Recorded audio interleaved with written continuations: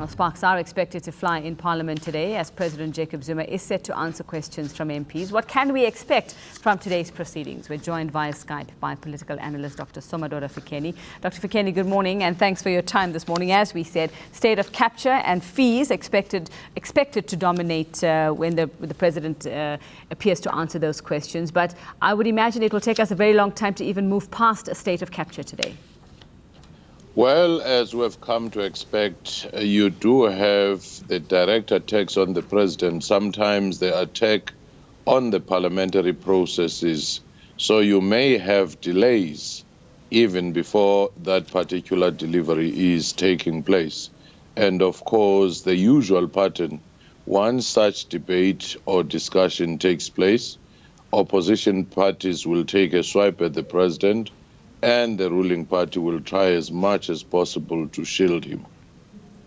Well, we already see the DA saying that they don't want Baleka Mbete presiding over the Q&A session today. I mean, like you've just said, that's probably bound to take up a lot of time. And if they don't come to some agreement over that, who knows if we'll even get to what we're supposed to be doing today? It will ultimately happen because some opposition parties are quite divided in terms of getting the president to answer. Because their strategy, they believe, is that if you disrupt him from answering, the public may not hear what he's about to say, and they may not even have the chance to expose some of his vulnerabilities. We're expecting a lot of the questions focusing on Mosebenzi Zwane and Des van Rooyen's bid to stop the release of the state of capture report as well. Also questions about the Oak Bay Investments accounts. We're expecting the UDM's Bantu Holomisa. His question is focused on that. So, and then also looking at what the president has done about fees must fall. How prepared do you think he is going to be, seeing as he does know what these questions are, to make it through the session today? Well, I'm sure he will certainly prepare, and his team will also provide the answers, but I don't think those will be adequate because generally on the issue of fees, what more would you give than what the higher education minister has done? And the fact that the commission is still going on, that's what he might say.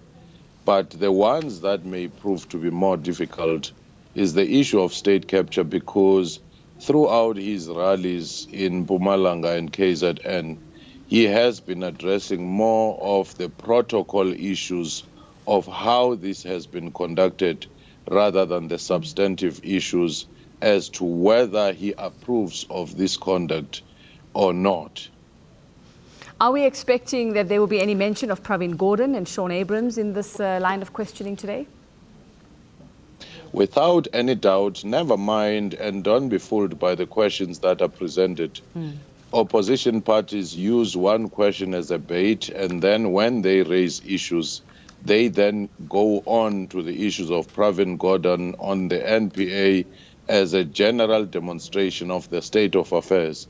So those are likely to come up in one form or another.